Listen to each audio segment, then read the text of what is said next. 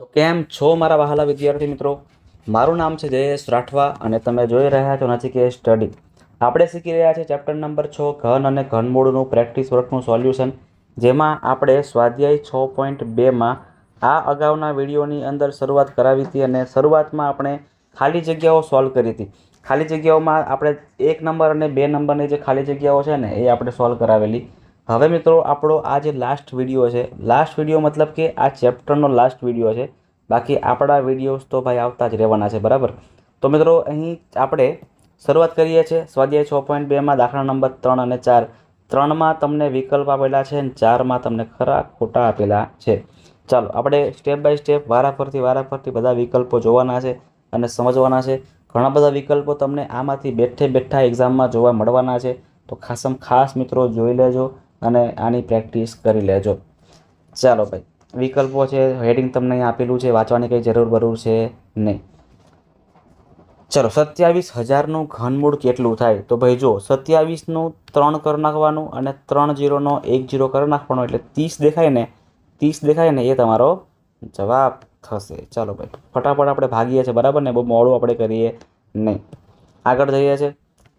1નું ઘનમૂળ કેટલું થાય? તો કે ભાઈ 1 જ થાય. અને 1નો ઘન પણ કેટલો થાય? તો કે ભાઈ 1 જ થાય.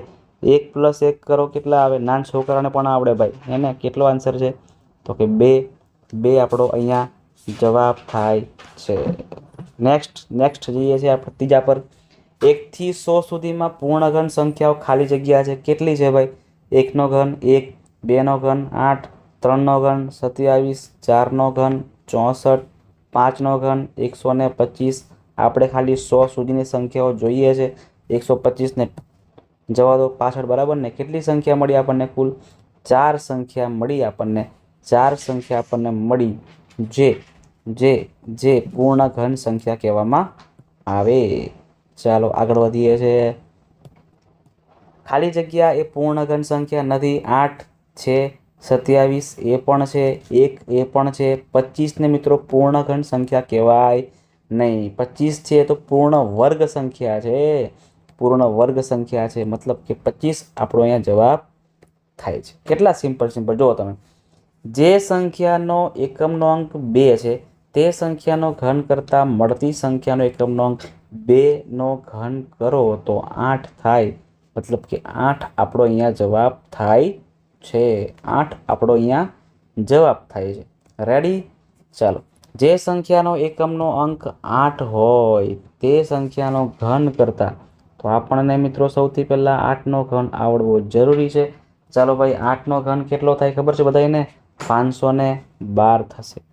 8નો ઘન 512 થાય અને 512માં એકમનો અંક કયો છે?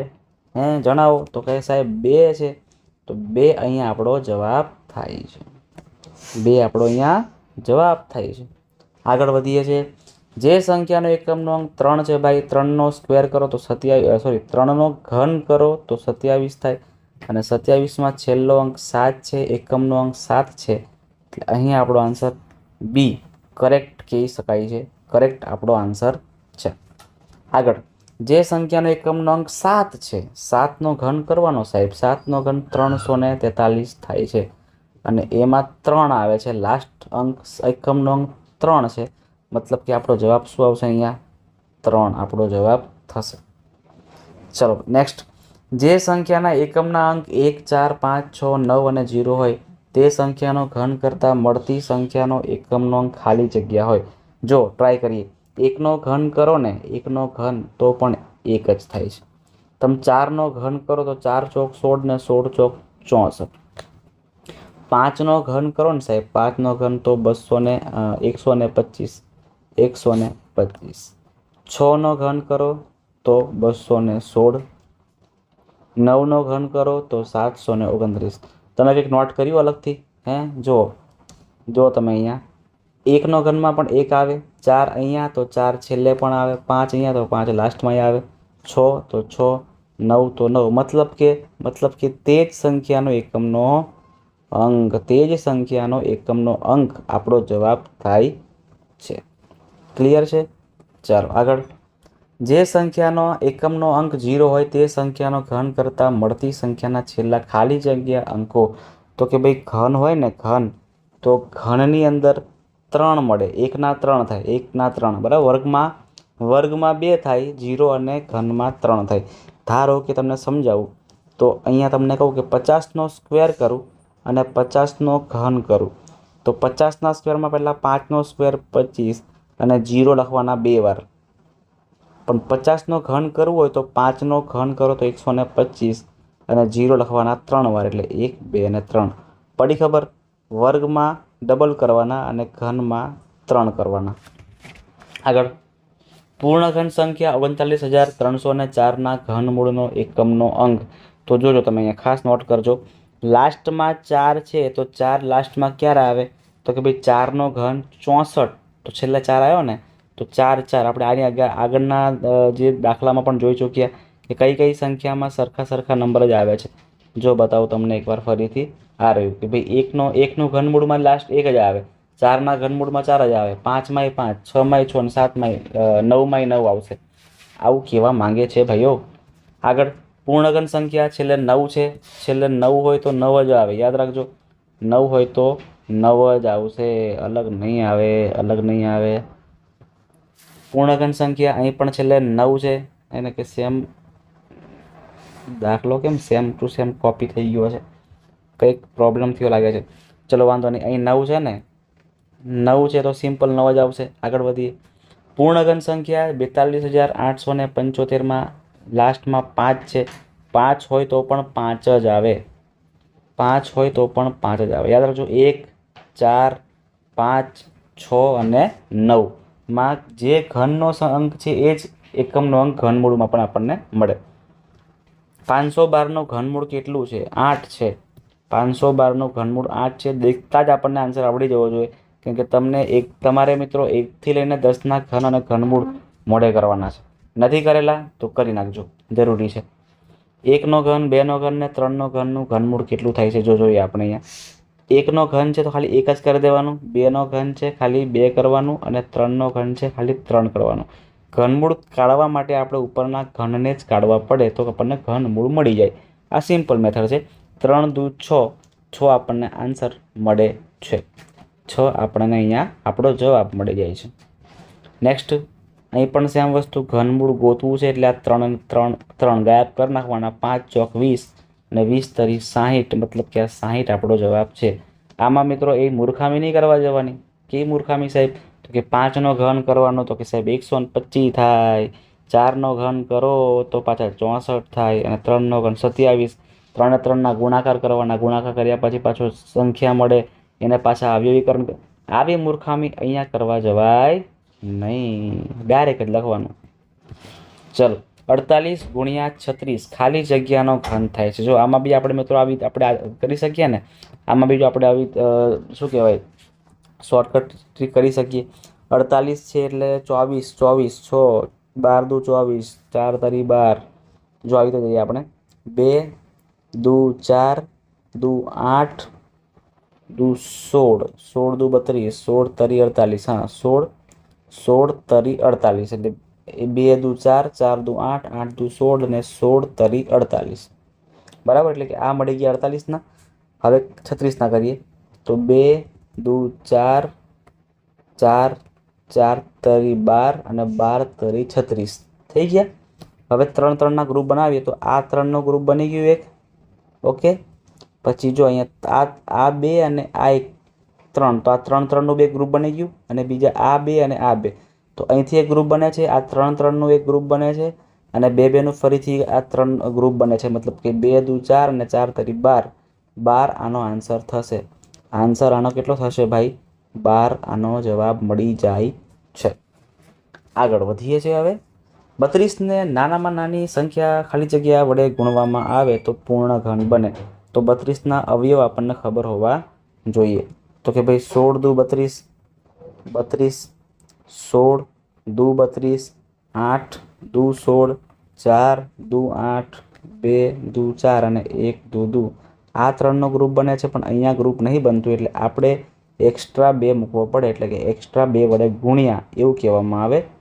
એક્સ્ટ્રા 2 વડે ગુણ્યા એવું કહેવામાં આવે, મતલબ કે આ આપણો જવાબ 2 બનશે. 81ને નાનામાં નાની કઈ સંખ્યા વડે ભાગવામાં આવે ને તો પૂર્ણ ઘન બને. જો ડાયરેક્ટ આવું થઈ શકે ને 27 તરી 81 અને આ પાછો પૂર્ણ ઘન તો છે જ 27 ઓલરેડી, એટલે આપણે 3 વડે ભાગી નાખીએ છીએ. 3 વડે શું કરીએ આપણે? ભાગીએ છીએ તો 27 મળે. 27 મળે અને 27 જે છે એ પાછું પૂર્ણ ઘન છે. એટલે અહીંયા 81 છે, બરાબર 81. તો 81 ને આપણે 3 વડે ભાગી નાખીએ તો 3 3 કેન્સલ, તો 27 આપણને મળે. એ પૂર્ણ ઘન સંખ્યા કહેવામાં આવે છે. આગળ, એકના ઘનમૂળનું ઘનમૂળ, એકનું ઘનમૂળ એક જ થાય ને એકનું પાછું ઘનમૂળ એક જ થાય. ભાઈ એક આવે એટલે એક જ ટીક કરીને ભાગવાનું છે આપણે, વધારે મગજ મારી નથી કરવાની. 22મું આઈ થિંક લાસ્ટ, બરાબર ને, લાસ્ટ વિકલ્પ 8નો વર્ગ બરાબર ખાલી જગ્યાનો ઘન. અરે વાહ, અરે વાહ. 8નો વર્ગ એટલે 64. તો 64 એ કોનું છે ભાઈ? તો કે 64 છે ને મિત્રો એ 4નો ઘન કહેવાય ને, 4નો ઘન કહેવાય. તો 4 આપણો જવાબ થશે. 4 આપણો જવાબ થશે. ચાલો ભાઈ, વિકલ્પોને આપણે પૂરા કરાવ્યા. હવે આપણે જોઈ લઈએ છીએ ખરા અને ખોટા. 16 એ પૂર્ણ ઘન સંખ્યા છે ભાઈ, ટોટલી ખોટી વાત છે. 16 એ પૂર્ણ વર્ગ સંખ્યા કહેવાય, પૂર્ણ ઘન સંખ્યા કહેવાય નહીં. 25નું ઘનમૂળ 5 છે, એને બિલકુલ ખોટી વાત છે ભાઈ. 25નું ઘનમૂળ ક્યાં 5 છે? 25નું ઘનમૂળ ક્યાં 5 હોય ભાઈ? 25નું વર્ગમૂળ 5 થાય. આ વિધાન પણ આપણું તદ્દન ખોટું છે. 64નું ઘનમૂળ 2 છે, 64નું ઘનમૂળ 2 નથી ભાઈ. 64નું ઘનમૂળ તો 4 છે. 64નું ઘનમૂળ તો 4 છે, મતલબ કે ત્રીજું વિધાન પણ આપણું ખોટું બને. 729નું ઘનમૂળ 9 છે, બિલકુલ સાચી વાત છે, તદ્દન સાચી વાત છે ભાઈ. 729નું ઘનમૂળ 9 જ છે. 100ને 4 વડે ભાગતા મળતી સંખ્યા પૂર્ણ ઘન છે. 100ને 4 વડે તમે ભાગો ને તો 25 થાય અને 25 એ પૂર્ણ ઘન નથી, પૂર્ણ વર્ગ કહેવાય આને. પૂર્ણ વર્ગ કહેવામાં આવે, આનું વર્ગમૂળ નીકળે એટલે આને પૂર્ણ ઘન કહેવાશે નહીં, મતલબ કે ખોટું વિધાન છે. 125નું ઘનમૂળ -5 છે ભાઈ, ક્યારેય ઘનમૂળ માઇનસમાં નહીં આવી શકે, ખોટું મારો આને. 125નું ઘનમૂળ -5 નથી, +5 છે. 1નું ઘનમૂળ વર્ગમૂળ બધું એક જ આવે એટલે સાચી વાત છે. 9નું ઘનમૂળ 3 છે, ખોટી વાત છે. 625 એ પૂર્ણ ઘન સંખ્યા છે, ના. 625ને પૂર્ણ વર્ગ સંખ્યા કહેવામાં આવે છે. તો આ હતા આપણા ખરા ખોટા, જે એકદમ સિમ્પલ આલિયા માલિયા પ્રકારના હતા. ઇઝીલી આવડી જાય. જે ચેપ્ટર આખું, જેને બેઝિક થિયરી ભણ્યા છે, જેને વર્ગ અને વર્ગમૂળ અને ઘન અને ઘનમૂળ પરફેક્ટલી કરતાંય પણ આવડે છે ને, એને આવા બધા પ્રશ્નોથી બીવાની કોઈ જરૂર જ નથી. પ્રેક્ટિસ નહીં કરો ને તોય ચાલી જાય, પણ આપણે મિત્રો એકવાર પ્રેક્ટિસ કરી લેવાની છે એટલે ટોટલી બધું જ ફિટ થઈ જાય, થોડું બી તકલીફ પડે નહીં. તો મિત્રો અહીં આપણું ચેપ્ટર નંબર 6 છે ઘન અને ઘનમૂળ, એ આપણે મિત્રો પૂરું કરીએ છીએ. નેક્સ્ટ વિડીયોથી ચેપ્ટર નંબર 7 રાશિઓની તુલનાની આપણે શરૂઆત કરવાની છે. ત્યાં સુધી જેટલા પણ વિદ્યાર્થી મિત્રો નવા છે, પહેલી વાર વિડીયો જોઈ રહ્યા છે, એ તમામ વિદ્યાર્થીઓ ચેનલને મિત્રો સબસ્ક્રાઈબ કરી નાખજો. વિડીયોને પણ એક જોરદાર મસ્ત મજાની લાઈક મારી દેજો અને તમારા મિત્રો સુધી આ વિડીયોને ખતરનાક રીતે શેર કરજો. એમના બધાના વોટ્સએપના આ વિડીયો પહોંચી જવો જોઈએ કે ભાઈ બધાય લોકો વિડીયો જોવે અને જોરદાર રીતે મહેનત કરે અને સારામાં સારા માર્ક્સ લાવે.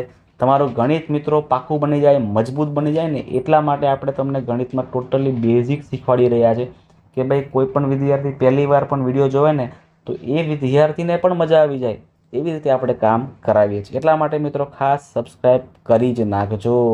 ચાલો તો મળીએ છીએ આપણે નેક્સ્ટ વિડીયોમાં, જેમાં ચેપ્ટર નંબર 7ની શરૂઆત આપણે કરીશું.